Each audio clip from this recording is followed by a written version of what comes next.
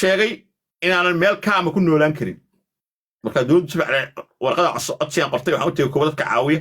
waxaan u sheegay inaanan meel kaama ku noolaan karin marka horna guriga oo nin seedigaya gabadha qabo ree ayaan laa gurigiisa aan deganaa waxay ogolaadeen gurigaas inaan ku noolaado sharciga markay isiiyeen guriga idajiyeen markay guriga idajiyeen naag baa ii timid waxay igu tiri waxaan rabaa inaan ay ku qoro gurigaan deganaa masaafana ku yaala Rotterdam meel waa la yaqaana waxay tiri inaan ay ku qoro rabaa inaan ku dhaxmaas anaa istibraan ku dhax waxay tiri xagee keenaysaa lacag waxay tiri waxa laga baahan yahay waxa laga baahan yahay sidaas waxay tiri say ku dhici kartaa in aad tiraahdo anaa istibraay sharciga tan ku ogolaanaya guri dhigasho ku ogolaan waxaas ma jirta ku dhax dawladda Soomaaliya soo la daawmay waa diiday aan ku dhax waxaan samaystay company leeyado under suuqjoona isticaalaso oo media oo one man company leeyada samaystay dadka saaxiibada waalidida intaas dhaqan Soomaaliya war waa waalan tahay waxa qaadano ku dhax ana shaqaysana wixiga ka shaqaystay Facebook waaga cusubkayga YouTube-kayga waxaasan ka qaraabta qararabtaydan galay waxaan helaa koonkay ku shubtay kiroonkayga noloshayda la kala baxay bas cashuur bixiya noqday ma fahamtay wax iga halaabay iyo wax abayaraatay weligay dawladda Isbaana wax iga halaabay ilmihii ka halaabay xaaskii ka halaabay noloshayda ka halaabay ma jiraan waxaan taa ka wadaa ana shaqaystay haddaan dawladda ilaahay baxe ma taqaana ilaahay kuma soo diiday dadka ka soo noqon $3 qaaday meel hebel $2 qaaday meel hebel ka soo shaqay bowgaas oo ku soo dhigdhig xagga wada hebel soo xaqdi ilaahay waxa weeye qof shaqaalahan ahaan lahaa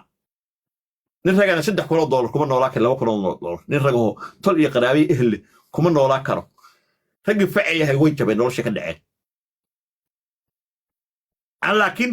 wax kastaan u bareeray xataa waxaan diiday Soomaaliya dhayso kow markii aan ku cusbeen Yurub waxaan leeyahay jiray hadii lacag bangiga lagu soo shubo waa lagu qabsaa dawladda ani waxaad ba sameeyay account wax la samaystay oo bish aan 3 bilood barbi gareeyo account tii samaystay lawyer ay dawladda iga bixin oo aniga iska bixiyaan samaystay wixii nidaamkiga hagaagsaday lacagtiisa siiya lawyerka qofkii aniga soo waxaan lawyerkiga la hadal marka wixii waa isku dubadhacay marka waxaan ka wadaa marka nolosha hadba saad u aaminto yay kugu noqonaysaa nolosha hadba saad adigu aaminto nolosha yay kugu noqonaysaa haddaad aaminto inaad shaqaale qof noqoto oo ama dawlad ama shirkad u shaqayso oo shaqaale mushaar ku xisabtana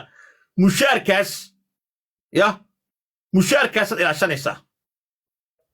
qof mushaar ila shanayta oo waxa la siiyaa bishaas haddaad laakiin istiraado dukaan yar ka furo xaafadaada ama ganacsiga walaa ku bulaala dadna waxa taraysaa adiga naftaada xustaraysaa waana socone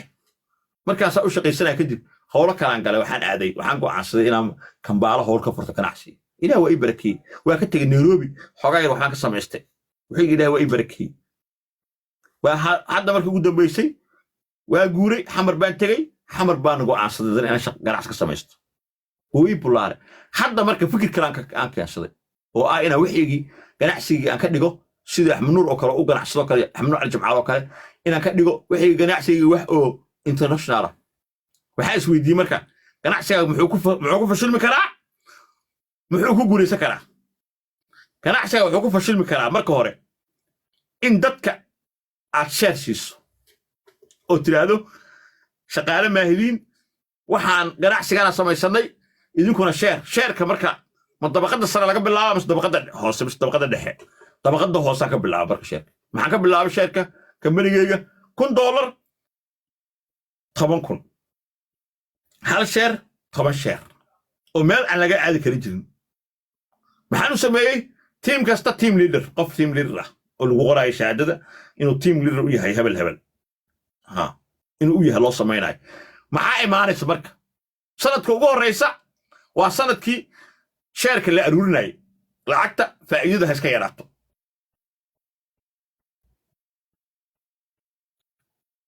faa'iidada ganacsigu sanadka ugu horeysa maadaama ay tahay sanadkii lacagaha la aruurinay sheerka la aruurinay hawshii la bilaabay faa'iidada ha yaraato marka sanadkaas dhamaado January-deeda inaan soo fariisto live ondo boqolkiiba intaas faa'iidnay lacagtii baan celinaynaa faa'iidada shirkadda sidoo kalena qof allaaliya qofka raba sheerkiisa in lacagta loo celiyo ama loo gado sheerka oo gadaynaa oo faa'iido ka helaya laba jibaaran sheerkiisa ama hadduu leeyahay faa'iido kama rabe ha laii soo celiyo akoonkiisu sheegana dadka online lacagta lagu siinaa dheg qaado waa kaasaa lacagtaada qaado markaas soomaalida kaaga warramaya soomaalida haddaa u shaqayso oo si daacada ah u shaqayso wax ka gobsa ma jiraan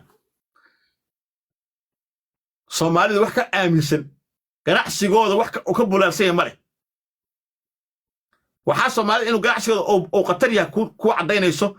dadka waxay u tagaan xawaalad 10 kun u dhiibanayaan iidir 5 kun u dhiibanayaan iidir 1 kun u dhiibanayaan iidir 200 habarartay taleefankaani wata iga dir jidka uu soo istaaga qofka iidir wuu u diraa qofka waa nooc oo is-aaminaad ah oo aan gaarnay oo ganacsigeena oo dadka aan uga sarrayno ku bulaano sakin qof Soomaali soo wacay